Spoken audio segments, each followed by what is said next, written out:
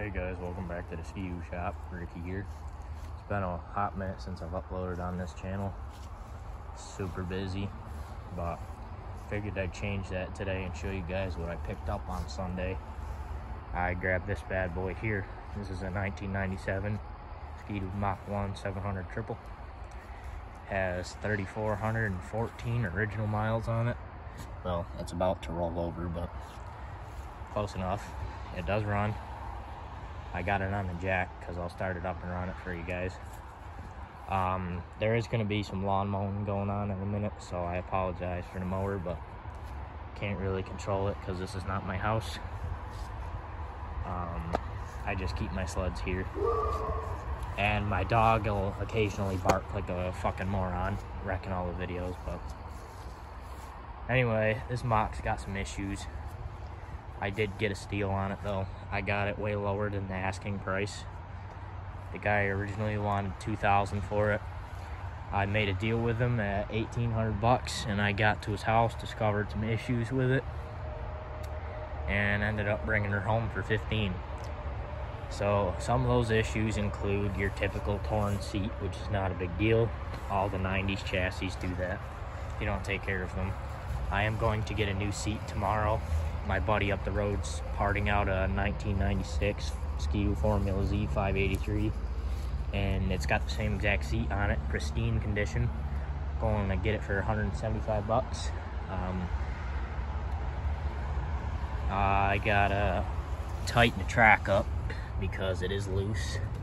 I know it's supposed to be a little loose, but it's looser than it should be. I shouldn't be able to do this right now. You can usually turn these, but you typically need about 2 hands to do it. So I gotta pull the track, or the fucking idlers backwards, tighten up the track a little bit. And another problem this thing's having is something's wrong with the drivetrain. It does move, but it makes this horrible clunking noise. So either the clutch is bad, the sprockets in the chain case have stripped teeth, or the belt's just worn out. I'm going to be pulling the track out and replacing the jack shaft bearings that are in the chain case. The chain case does need to be cleaned desperately because that oil is not even fluid anymore. It is like this thick pudding. So I'm going to be taking that all apart, cleaning it. Yeah, don't mind that dog, he's irritating. I gotta clean the carbs because it does bog a little bit. They throw in a new set of plugs in it all the way around. New spare plugs in the shroud, and put new plugs in the actual engine itself. Shut up! Sorry about that, guys. I'm going to be pulling the rave valves off and cleaning them. I have to put a new exhaust spring on because one of them broke. My friend actually gave me shock covers for the Ski-Doo, and one of them happened to have an exhaust spring floating around inside it, so I was like, perfect. So I'm putting that on, and the shock covers are going on this as well. It does have its original toolkit. It's never been opened. Everything works on this machine. Well, for starters, before I jump ahead, that was all the problems it has. The bolt on the clutch is loose because I can turn those washers with my fingers. And somebody did hit something with it and they curled the tip of the ski up. As you can see, that one's different, that one's bent. So I gotta straighten that out. Probably just gonna put plastic flex skis on it anyway, because this thing's a boat anchor. But everything does work on it. Kill switch works, all the lights work, all the gauges work, ignition works. So I'll go ahead and I'll fire it up for you guys.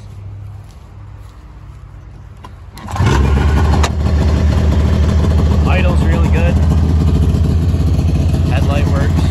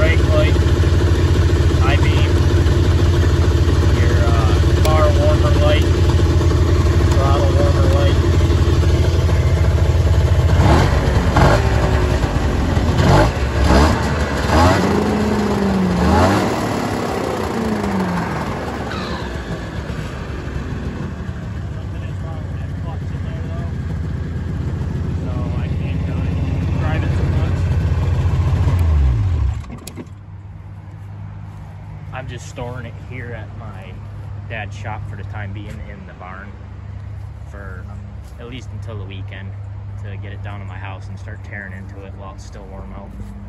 I usually start messing around with the sleds in September, early part of October, so I don't freeze my fingertips off working on them, because that absolutely sucks. But anyway, that's the mock, guys. I figured I'd share with you because I haven't uploaded in a while. Start expecting more videos. I might do a little series on me building this thing. I'm gonna keep it totally original, totally stock, no upgrades. It might get a can though, because I like the way they sound with a can. But that's it. The guy that was looking at this before me was willing to pay the full $2,000, but he was going to turn it into a drag sled. And then I got a hold of it, and I was like, nah, I'm going to take this thing home and keep it 100% original, because you cannot find these sleds anywhere for sale for cheap. And if you do find them, they're either beat to shit or they're just completely destroyed. But